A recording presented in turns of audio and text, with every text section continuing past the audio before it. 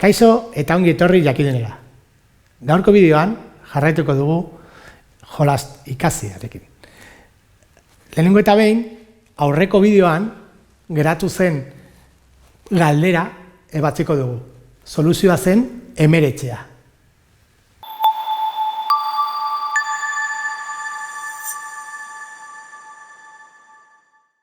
Gaur, jolas hau egingo dugu.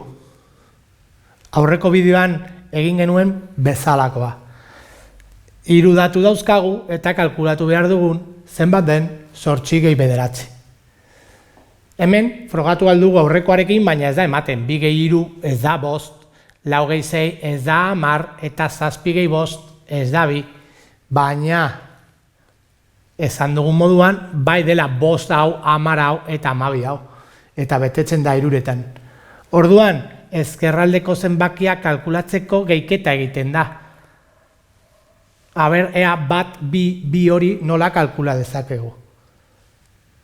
Eta bai, asmatu duzue. Kenketa egingo dugu, baina orain unitatearekin. Eta beti, handiena ken txikiena.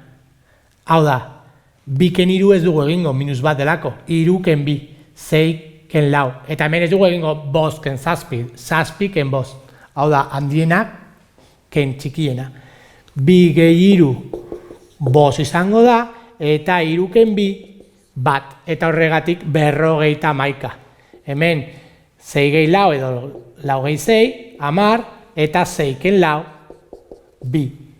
Orduan, 8 gehi 9, 17, eta 9 ken 8, handiena ken txikiena, bat. Eta orduan zenbaki hau izango da